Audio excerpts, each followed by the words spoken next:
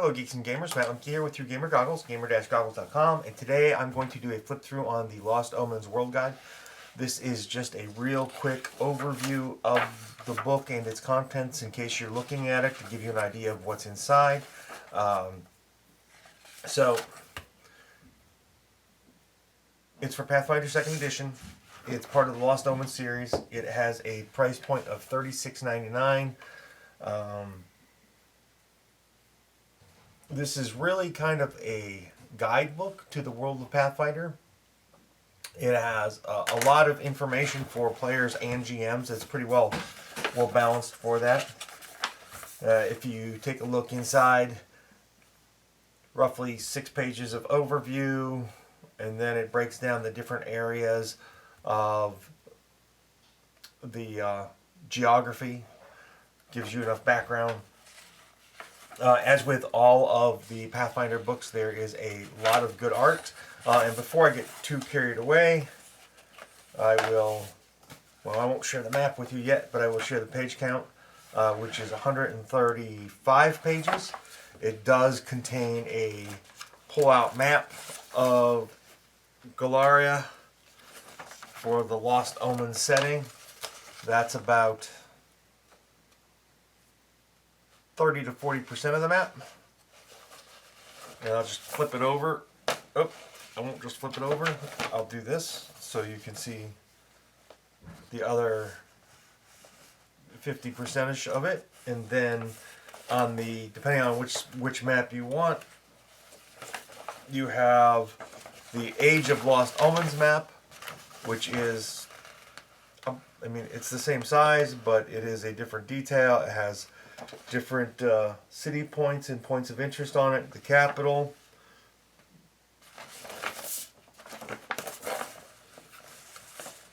Either way, they're very nice. I was tempted to buy 2 books just to get 2 maps so I can hang them both up. Oh, there goes my map. So, in the overview, you have a sidebar timeline on both sides.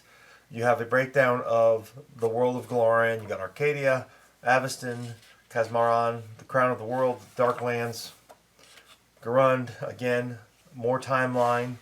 Over here, one of the neater things for people that want flavor. Oh, it even has the solar system. So, it has months and days, a breakdown of the months and the days as follows, which is nice. I didn't ever really pay attention to that until I saw it here. And then it moves into rules of the elements, the archetypes of the elements, the difference of astral plane, elemental planes. Here is the big map again, but on one page.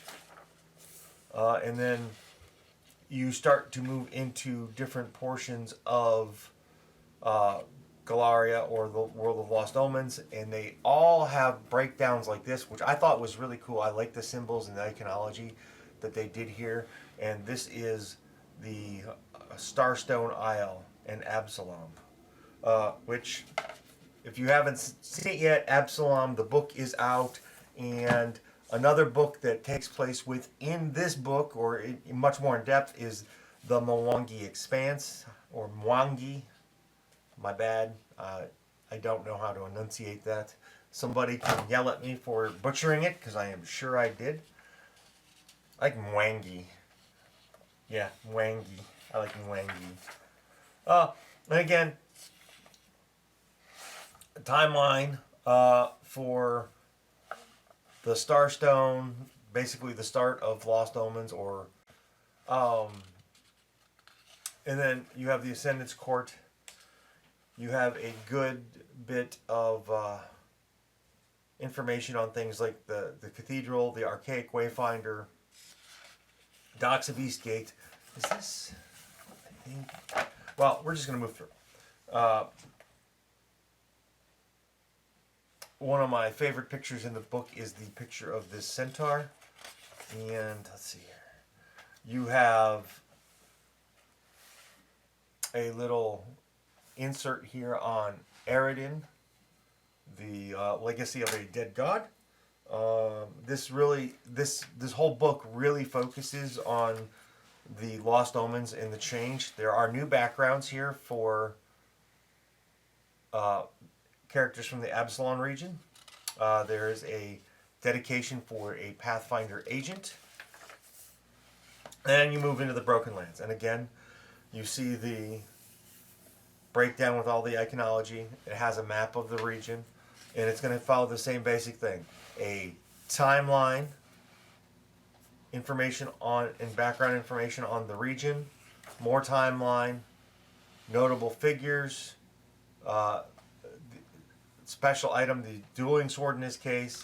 It moves into talking about Numeria, sidebar on economics, and the different regions of that.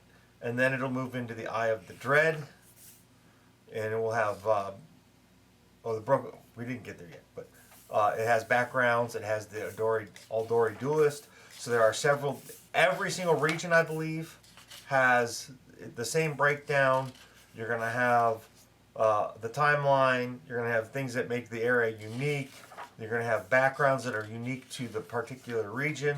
Zoom out of here. And you're going to have, you're going to have a set of backgrounds and then a dedication. This dedication is the Last Wall Sentry, which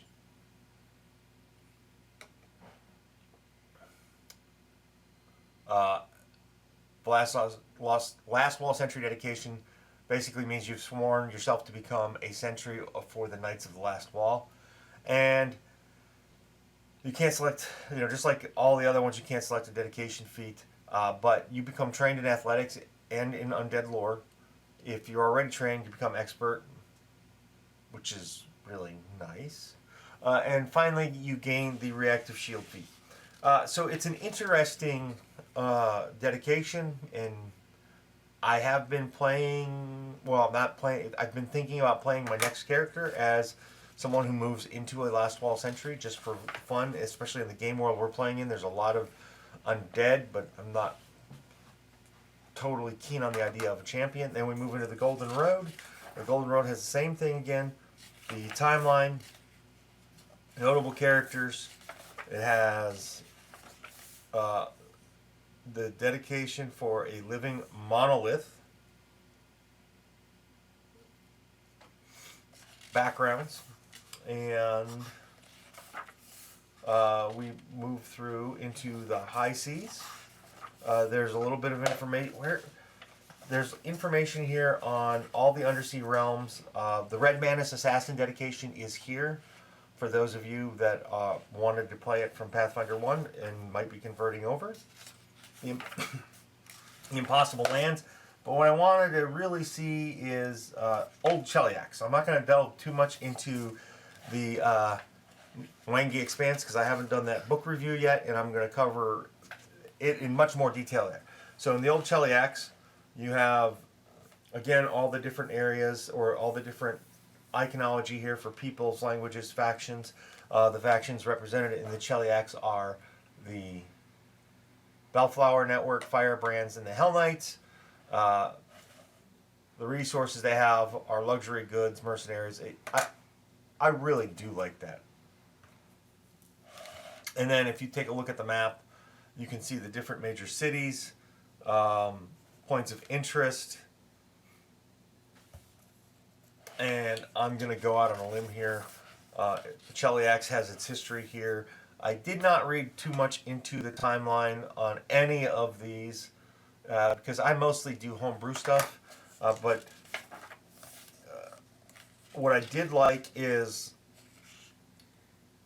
the extra background on NPCs, even though they didn't make them, but the notable figures. And then I liked a lot of the backgrounds that they have put in this book. And if you use Pathfinder 2e character builder, or path builder I should say, all these should be in there along with third-party stuff. But the Hell Knight Armiger is just a really cool class, or dedication. It gives you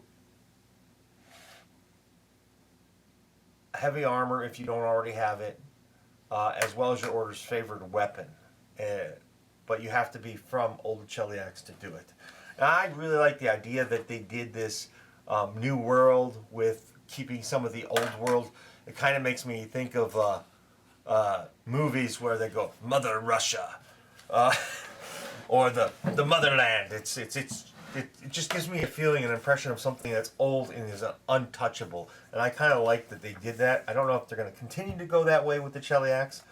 And then, of course, we move into the Saga Lands, which all of these, I'm sure, at some point in time, will have their own book. And then you have the Shining Kingdoms. So, on that note with the book, who is it for? Well, I haven't done a full review of it yet. It is really an overview for players and GMs to give them more flavor and guide when they're designing their games or playing their games, or if they want more flavor from a particular region. So the book is really well balanced, and it's for everyone. Now, in the future, I will do a complete review of this in depth. That's going to be a much longer video. Thanks for watching, guys, and have a great day. Hi, guys. Meet the Nibbles, who's going to go down. She just decided not to go down my back, so we'll do this for her so she's comfy. Thanks for watching my video, and I appreciate it. Please hit the like button and share it if you know somebody who might be interested.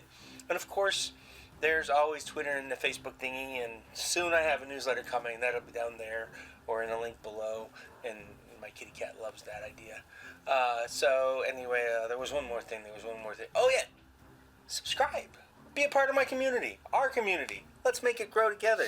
See you guys at a con somewhere, or a local store, or if I'm driving through the country, maybe a game club.